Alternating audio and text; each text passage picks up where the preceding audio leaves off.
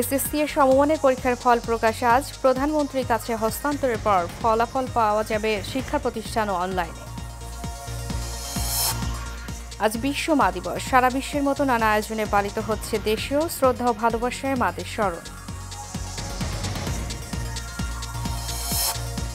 এবং রাজধানীতে ইসরায়েল বিরোধী বিক্ষোভ এবং মানববন্ধন করেছে বঙ্গবন্ধু সৈনিক লীগ। যুদ্ধবন্ধে বিশ্ব নেতাদের প্রতি আহ্বান।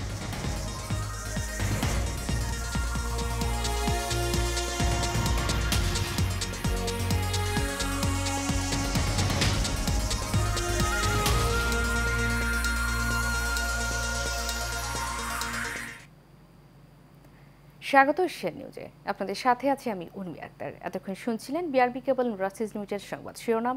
এবারে চলে যাচ্ছি পুরো খবরে।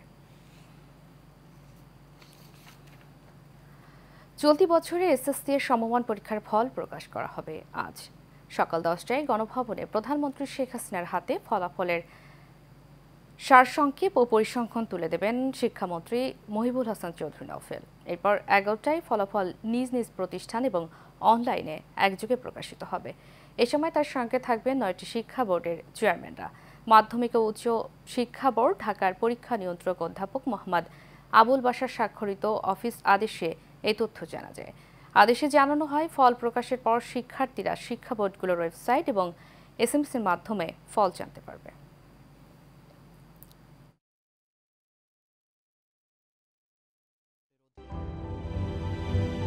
মা ছোট্ট একটি শব্দ, কিন্তু পৃথিবীর সবচেয়ে মধুরতম ডাক।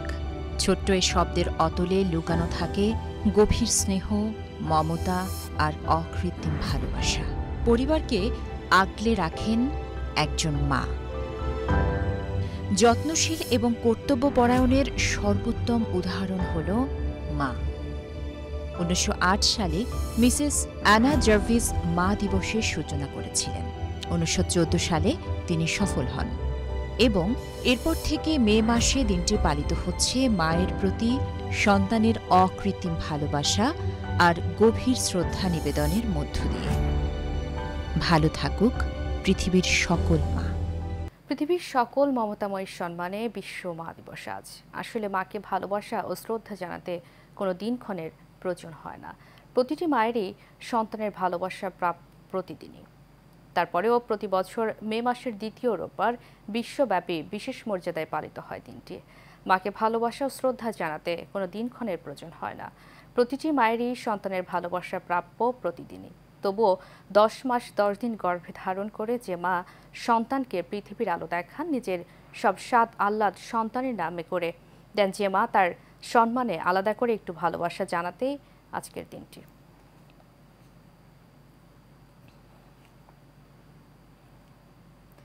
এবারে ভিন্ন প্রসঙ্গ।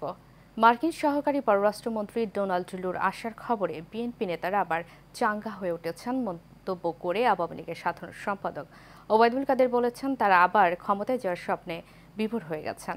শনিবার রাজধানী মোহাম্মদপুরে ঢাকা মহানগর উত্তর আওয়ামী লীগ আয়োজিত শান্তি সমাবেশে প্রধান অতিথির বক্তব্যে তিনি সব কথা বলেন। আনসারুল ইসলামের তোলা ছবিতে বিস্তারিত দেখুন নূর মোহাম্মদ ভুঁইয়ার রিপোর্টে। বিএনপি জামায়াতের সন্ত্রাস নৈরাজ্যের বিরুদ্ধে আওয়ামী লীগের এই শান্তি সমাবেশ রাজধানীর মোহাম্মদপুর গজনবী রোডে ঢাকা মহানগর উত্তর আওয়ামী লীগের উদ্যোগে আয়োজিত সমাবেশে দুপুর থেকেই মহানগরের বিভিন্ন ইউনিটের নেতাকর্মীরা জড়ো হতে থাকে। নির্ধারিত সময়ের আগেই কানায় পূর্ণ হয়ে ওঠে গজনবী রোড এলাকা। আওয়ামী লীগের শীর্ষ নেতারা বলেন, বিএনপির কর্মসূচি দেশের উন্নয়নের জন্য নয়, অগণতান্ত্রিক প্রতিক্রিয়ায় ক্ষমতায় যাওয়ার পায়তারা।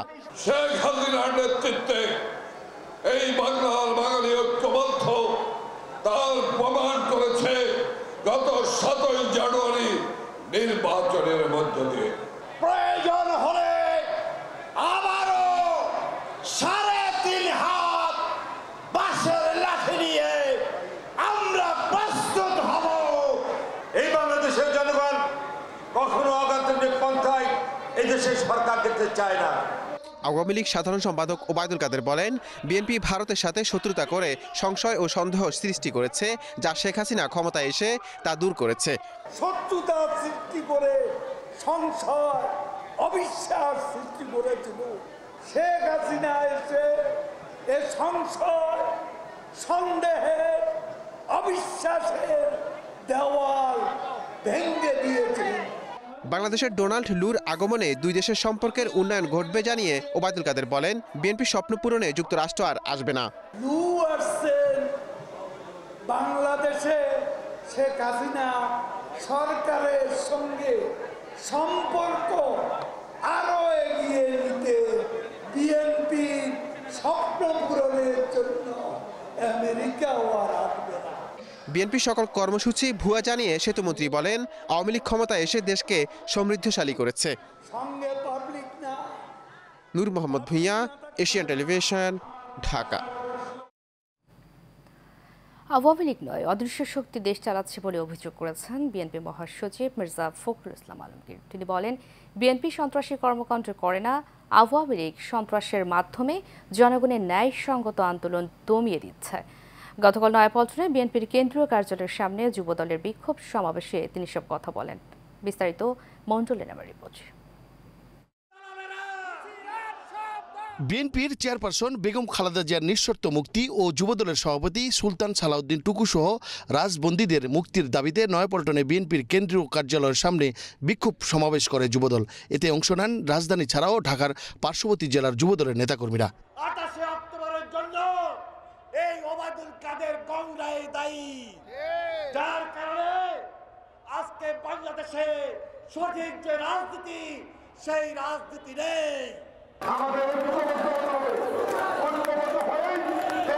সরকারের আন্দোলনকে লড়াইটা করতে হবে নিশ্চিত বিজয়ের লক্ষ্যে। সেই বিজয়ের বন্ধনে না পৌঁছানো পর্যন্ত আমরা কেউ ঘরে ফিরে যাব না। এটাই হোক আজকে আমাদের শপথ, আমাদের প্রতিজ্ঞা। সমাবেশে বিএনপির নেতারা নতুন কৌশল ঠিক করে রাজপথে আন্দোলন চালিয়ে যাওয়ার পরিকল্পনার কথা জানান। এই সরকার একটি আপদ, এই দেশের উপর একটি আপদ নাজিল হয়েছে।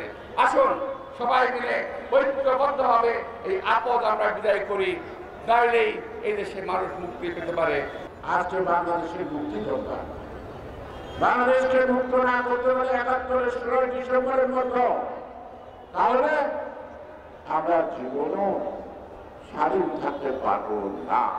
বিএনপির মহাসচিব মির্জা ফখরুল ইসলাম আলমগীর অভিযোগ করেন, দেশ চালাচ্ছে অদৃশ্য শক্তি। আওয়ামী লীগ দাবি করে যে তারা দেশ চালাচ্ছে, আসলে কি তারা দেশ চালাচ্ছে? তারা দেশ চালায় না, অদৃশ্য শক্তি দেশ চালাচ্ছে। বন্ধুগণ, ক্ষমতা হারানোর ভয়ে সরকার বেগম জিয়াকে মুক্তি দিচ্ছে না বলেও অভিযোগ করেন বিএনপির মহাসচিব। আমাদের শুধু নয়, বাংলাদেশের এবং সমগ্র পৃথিবীতে আমি মনে করি গণতন্ত্রের তিনি হচ্ছেন একজন অতন্ত্র প্রহরী আপসীন ব্যক্তি। তিনি এখন লড়াই করে চলেছেন। তার মুক্তি গণতন্ত্রের মুক্তি, তার মুক্তি রাষ্ট্রের মুক্তি, স্বাধীনতার মুক্তি। মণ্ডলের নাম, এশিয়ান টেলিভিশন, ঢাকা। সারা বিশ্বে ন্যায় ইসরায়েল বিরোধী বিক্ষোভ এবং মানববন্ধন করেছে বঙ্গবন্ধু সৈনিক লীগ। শনিবার কেন্দ্রীয় শহীদ মিনারে সংগঠনের কেন্দ্রীয় কমিটির সভাপতি বীর মুক্তিযোদ্ধা আলহাজ হারুন রশিদ সিআরপির নেতৃত্বে এই বিক্ষোভ এবং র্যালি অনুষ্ঠিত হয়। এ সময় বিশ্বব্যাপী চলমান যুদ্ধ বন্ধে ব্যবস্থা নিতে বিশ্ব নেতাদের প্রতি আহ্বান জানান বীর মুক্তিযোদ্ধা আলহাজ হারুন রশিদ সিআরপি। শহীদুল হক জীবন এবং আবির হোসেনের ক্যামেরায় কাউসার আহমেদের রিপোর্টে থাকছে বিস্তারিত।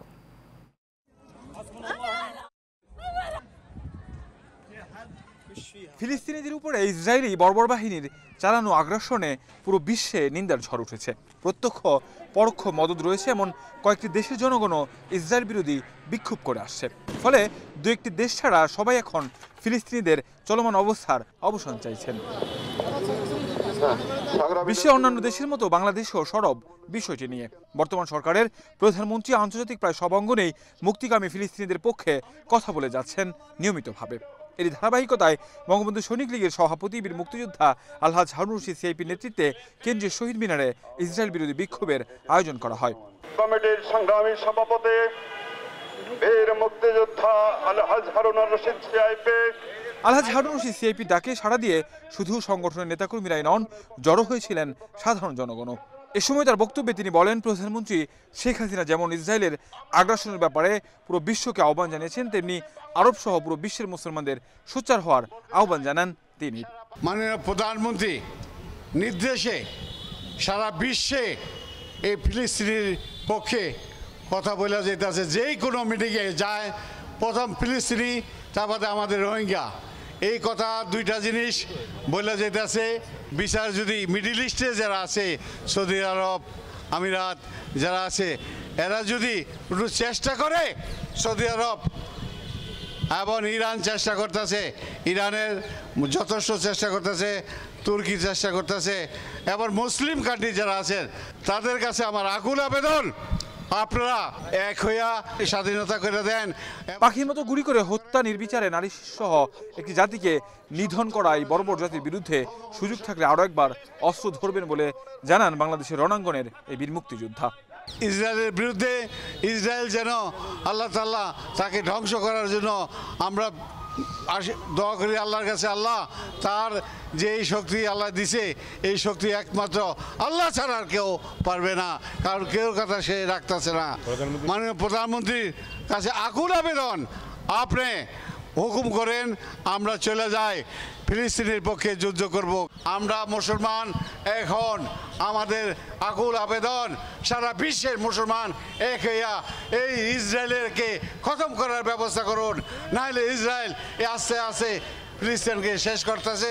এবং যেভাবে আহা দেখলে চোখের পানি আসে, শিশু বাচ্চারা কিভাবে হত্যা করতেছে।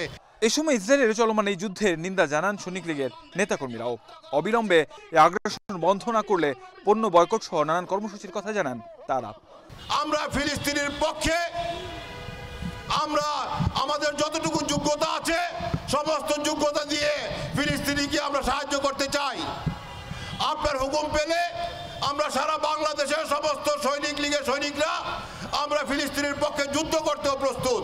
আমাদের নেত্রীও যদি হুকুম করে আমরাও হাজার হাজার লক্ষ বাঙালি যুব আমরা যাব ফিলিস্তিনে যুদ্ধ করতে, ইসরায়েলের বিরুদ্ধে যুদ্ধ করতে, ফিলিস্তিনকে স্বাধীন করতে। আমরা নেত্রীর অপেক্ষা আছি। ওদের টার্গেট হলো শিশু, শিশুদেরকে যেভাবে নির্মমভাবে হত্যা করতেছে, আহত করতেছে, মা বোনদের হত্যা করতেছে। মহান আল্লাহ রাব্বুল আলামিনের কাছে প্রার্থনা, আল্লাহ তুমি ওদেরকে হেদায়েত দাও, নতুবা ওদেরকে ধ্বংস করে দাও। বঙ্গবন্ধু সৈনিক লীগ একটি যে পদক্ষেপ নিয়েছে, আজকের এই প্রতিবাদ করেছে, এটা অত্যন্ত ন্যায়সঙ্গত। এই প্রতিবাদে আমাদের নেতা হচ্ছেন, মধ্যমণি হচ্ছেন সিআইপি হারুন রশিদ, তার নির্দেশে আজকে আমরা এখানে সমবেত হয়েছি। যারা সব দেশ, জাতি এবং ধর্মের মানুষের এখন একটাই দাবি, অবিলম্বে বন্ধ হোক চলমান এই আগ্রাসন। পরে বঙ্গবন্ধু সৈনিক লীগের কেন্দ্রীয় সভাপতি আলহাজ হারুন রশিদ সিআইপির নেতৃত্বে কেন্দ্রীয় শহীদ মিনার থেকে একটি র্যালিও বের হয়। কাউসার আহমেদ, এশিয়ান টেলিভিশন, ঢাকা।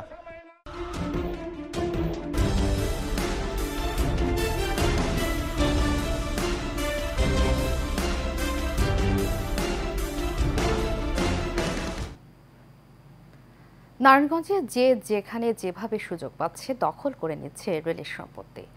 এক জরিপ বিশ্লেষণে হিসাব কষে দেখা গেছে শুধু নারায়ণগঞ্জ, কমলাপুর ও নারায়ণগঞ্জ চাষারা আদমজি রেলের প্রায় 1000 কোটি টাকার সম্পত্তি বেদখল হয়ে গেছে। নারায়ণগঞ্জ থেকে গোলাম রাব্বির ক্যামেরায় হাবিবুর রহমানের রিপোর্টে জানাচ্ছেন বাতিল বিপ্লব। 2002 সালে আদমজি জুট মিল বন্ধ হয়ে যাওয়ার পর নারায়ণগঞ্জ টু আদমজি রেলওয়ের দুপাশের জায়গা দখল করে নেয় স্থানীয়রা। সরেজমিনে ঘুরে দেখা যায় নারায়ণগঞ্জ চাষারা থেকে আদমজি পুরাতন পরিত্যক্ত রেল লাইনের দুপাশের সম্পত্তিতে দখল করা জমিতে নির্মাণ করা হয়েছে অসংখ্য মার্কেট, দোকানপাট ও বসবাসের ঘর। প্রতিদিনই কেউ না কেউ এই রেলওয়ের জমি দখল করে নিচ্ছে। রেল লাইনের ধারে দখল করে দোকানপাট গড়ে ওঠায় ভোগান্তিতে পড়তে হচ্ছে স্থানীয়দের। দুই পাশ দিয়ে দেখা পিঁপড়ার মতো ছোট ছোট দোকান, ঠিক আছে, এখানে তো লাখ লাখ হাজার হাজার মানুষ রোড ক্রস হয়, পারাপার হয়, সোজাভাবে চলে, কিভাবে যাবে? এবং যারা ব্যবসা করে তাদের জন্য খুবই একটা ঝুঁকিপূর্ণ। আমরা চাই না অবৈধ স্থাপনা থাকুক। সরকারের অনেক ক্ষতি হয় দুই সাইডে অবৈধ স্থাপনা। এটি সরকার যদি টেক কেয়ার করে ভালোভাবে দেখে তো ইচ্ছা করলে সরকার যাতে অনেক রাজস্ব আদায় করতে পারে। এই দখল প্রক্রিয়ার সাথে রেলওয়ের এক শ্রেণীর অসাধু কর্মকর্তা জড়িত থাকার অভিযোগ থাকলেও সংশ্লিষ্টরা বলছেন এমন অভিযোগ সত্য নয়। রেলওয়ে কর্তৃপক্ষ অনেকবারই অবৈধ স্থাপনা উচ্ছেদ করছে, কিন্তু তারপরেও এরা কিছুদিন পরে আবার বসে। আবার ভাঙে আবার বসে। নারায়ণগঞ্জে রেলওয়ের জমি দখলদারদের হাত থেকে রক্ষায় অচিরেই জোরালো পদক্ষেপ নেওয়া হবে বলে জানালেন জেলা প্রশাসক ও স্থানীয় সংসদ সদস্য।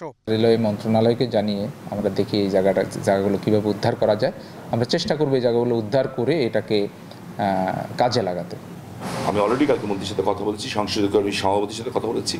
আমি আশা করি একটা শক্তিশালী টিম আমি প্রস্তাব দিলে তারা আমার কথা শুনবেন, কারণ তারা সবাই দেশপ্রেমিক এবং এটাকে উদ্ধার করার ব্যাপারে আমি যতটুকু আলাপ করে বুঝতে পেরেছি যে রেলমন্ত্রী সহ সবাই প্রচণ্ডভাবে আগ্রহী। শুধু নারায়ণগঞ্জ শহরেই বেদখলে রেলের 40 একর জমি, যার বাজার মূল্য এখন প্রায় 1000 কোটি টাকা। বাতেন বিপ্লব, এশিয়ান টেলিভিশন। নাটোরের গুরুদাসপুরে 1400 পিস ইয়াবা সহ মোহাম্মদ আবদুল্লাহ নামের একজনকে আটক করেছে মাদকদ্রব্য নিয়ন্ত্রণ অধিদপ্তর। শনিবার উপজেলার কাছিকাটা টোল প্লাজা এলাকা থেকে তাকে আটক করা হয়। এ সময় তার কাছ থেকে 1400 পিস ইয়াবা জব্দ করা হয়। আটক মোহাম্মদ আবদুল্লাহ সাতকানিয়া উপজেলার আশেকের পাড়া গ্রামের মৃত শামসুল মোল্লার ছেলে। গোপন সংবাদের ভিত্তিতে গুরুদাসপুর উপজেলার কাছিকাটা টোল প্লাজা এলাকায় যানবাহন তল্লাশি করে চট্টগ্রামগামী বাসের যাত্রী মোহাম্মদ আবদুল্লাহকে 1400 পিস ইয়াবা সহ আটক করা হয়। নোয়াখালীর সেনবাগ উপজেলার কাবিলপুর ইউনিয়নের মাইজদীপুর পোদ্দার পুকুরপাড় ঈদগাহের পুনর্নির্মাণ শেষে শুভ উদ্বোধন করা হয়েছে। ঈদগাহ মাঠে আয়োজিত অনুষ্ঠানে সড়ক পরিবহন ও সেতু মন্ত্রণালয়ের যুগ্ম সচিব ও আয়োজক কমিটির আহ্বায়ক আবু নাসের টিপুর সভাপতিত্বে প্রধান অতিথি ছিলেন প্রিমেটেক গ্রুপের ব্যবস্থাপনা পরিচালক এম এ কায়ুম সিআরপি।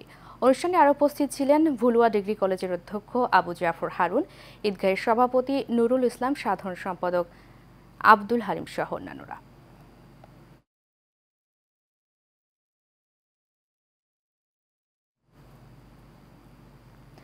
গাইবান্ধার সাঘাটায় টেপা পদুম শহর গ্রামে এক নতুন ব্রিজ নির্মাণ হওয়ায় 8 গ্রামের মানুষের ভাগ্য বদল হয়েছে।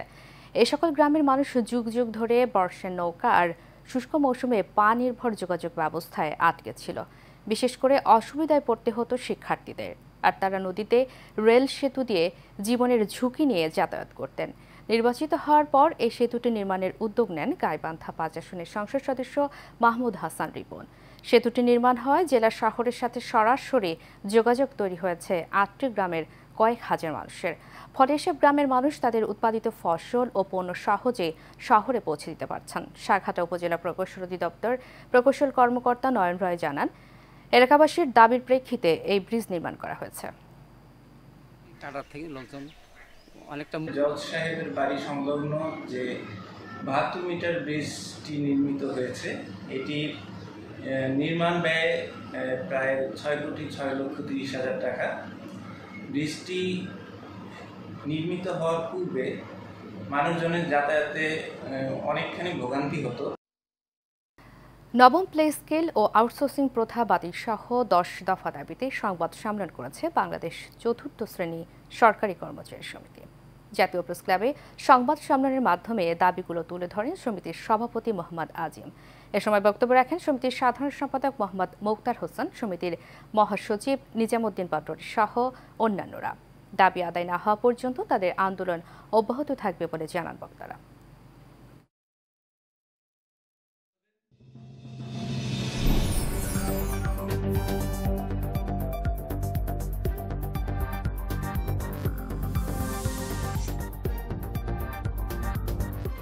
HM Expert B500 CWR স্বাধীনতার সুবর্ণ জয়ন্তীতে নতুন বাংলাদেশ গড়ার প্রত্যয়। HM Steel B500 CWR।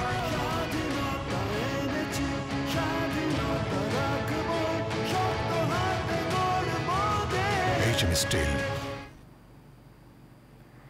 এবারে HM Steel চট্টগ্রাম সংবাদ।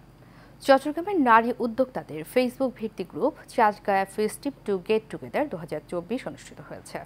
নিত্য নতুন ফ্যাশনকে রাঙিয়ে দিতে এবং আধুনিক লাইফস্টাইল সার্বজনীনভাবে চট্টগ্রামবাসীর মধ্যে ছড়িয়ে দিতে এই আয়োজন। এ সময় প্রধান অতিথি ছিলেন চট্টগ্রাম এলিট ক্লাবের চেয়ারম্যান আমানুল্লাহ আলছগির ছুট্টু। এ সময় আরও উপস্থিত ছিলেন চট্টগ্রাম বিশ্ববিদ্যালয়ের প্রভিসি প্রফেসর ডক্টর শ্রীকান্তর হায়াত চৌধুরী, রাশিয়ার অনারারি কনসাল স্থপতি আশিক ইমরান সহ আরও অনেকে।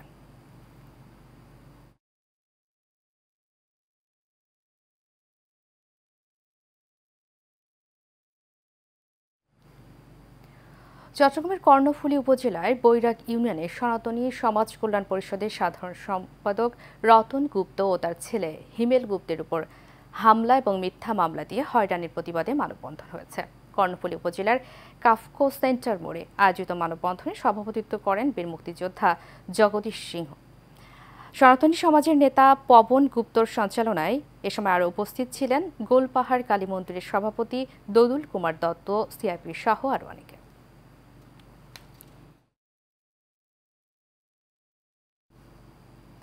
শেষ করব এশিয়ান নিউজ। তার আগে বিআরপি কেবল ইন্ডাস্ট্রিজ লিমিটেড সংবাদ শিরোনামগুলো জানিয়ে দেবো আরও একবার।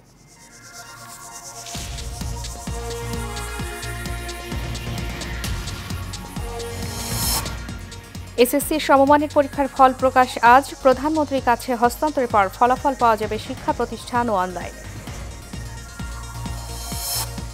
আজ বিশ্ব মা দিবস। সারা বিশ্বের মতো নানা আয়োজনে পালিত হচ্ছে দেশেও। শ্রদ্ধা ও ভালোবাসায় মাদের স্মরণ।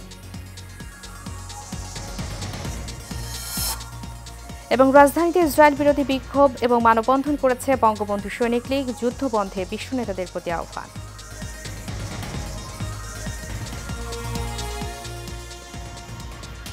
এশিয়ান নিউজ এ পর্যন্তই। পরবর্তী সংবাদ দেখার আমন্ত্রণ জানিয়ে শেষ করছি। ধন্যবাদ সবাইকে এত সময় সাথে থাকার জন্য।